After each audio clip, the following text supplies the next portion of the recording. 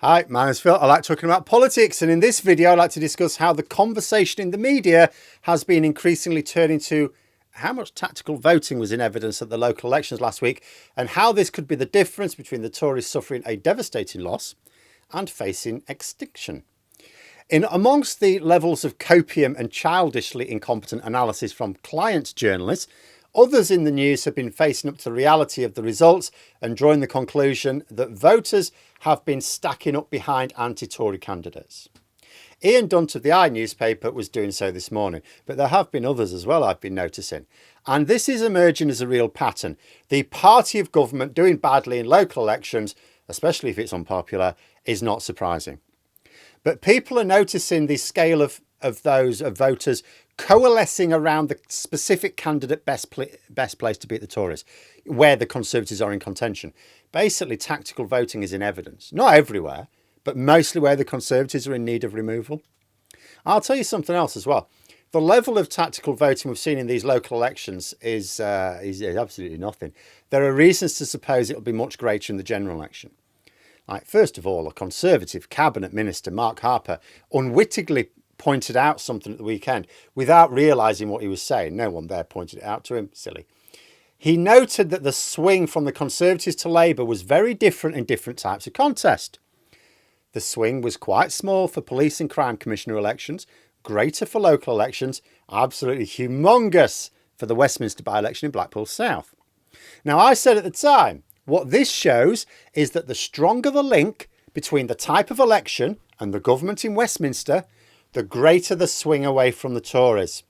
I talked about the swing from Tory to Labour there because only Labour were challenging the Tories in both the by-election and PCC elections.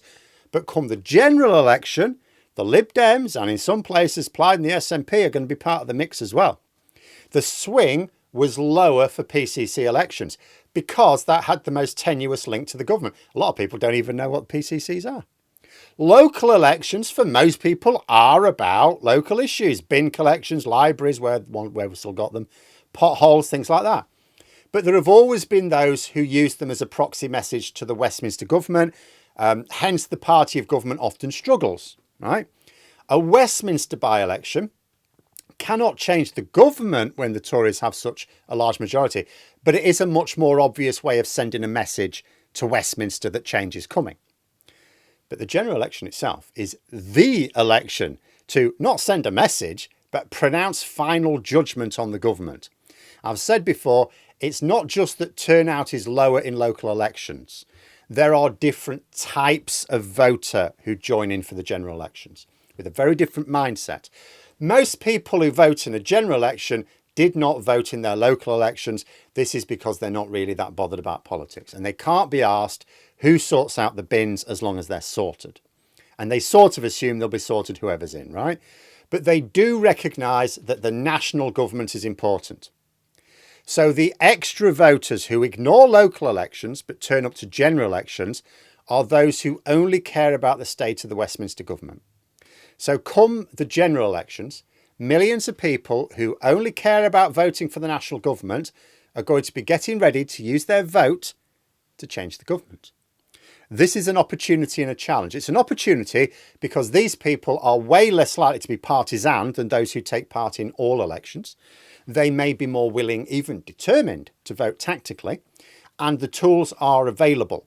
Back in 1997, there was a noticeably heightened level of tactical voting, but it was largely based on voters just independently doing so. For this election, there will be people specifically campaigning for tactical voting and raising awareness in a way which has never been organised on this scale before. The StopTheTories.vote site will also make sure people have access to the best available information, and not just for the candidate to back, where a Tory needs taken out, but how to avoid the pitfalls like voter ID, for example. It also includes easy ways to contact the progressive candidates so let's say you do decide to vote tactically, you can tell the benefiting candidate what you're doing and what you would like to see from them should you help catapult them into Parliament. Electoral reform. But there's also a challenge. These voters don't just ignore local elections. They mostly ignore politics, and who can blame them? For people who are desperately interested in politics. Every time you dabble, it's a bit of a toxic cesspit, isn't it?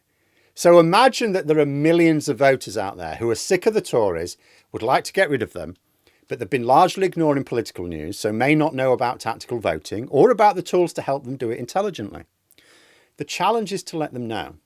They're not going to watch this, of course, because they're not interested in politics. But you may know some people who only vote in general elections. They may not want to talk about politics with you, but they may be interested to know that, about tactical voting and how they can do it. The stopthetories.vote site, how it will help them do it. This is basically the remaining challenge. I think we've seen from the past 2 local elections, as well as no end of Westminster by-elections, those taking part in these elections are voting tactically against the Tories. It's unmistakable.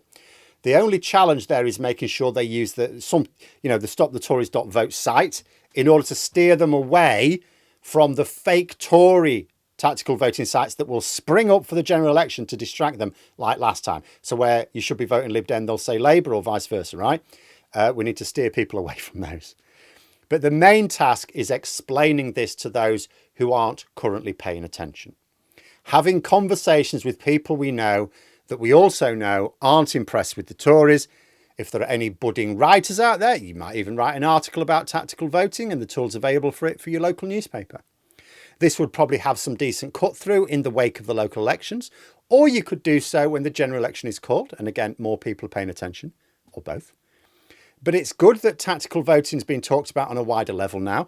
We just need to make sure people are using the right tools, because although we cheer the fact that there's people like Carol Vorderman on LBC and Ian Dunt today was just randomly talking about it, tactical voting, that's great. But those programs are for people who are interested in politics.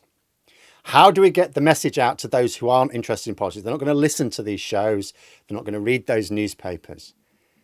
Have conversations with them. You know them. You do know these people. And, make sure they know about tactical voting. Make sure they know the tools are available. And the more people that are introduced to the concept, the better. And then, as Ian Dunt says, we'll be looking at an extinction level event for the Tories. But there we are. Those are my thoughts. If you enjoyed the video, please subscribe for further content and click the like button. You can also sign up for memberships if you'd like to support the channel further. Thanks for watching. Until next time, I'll see you later.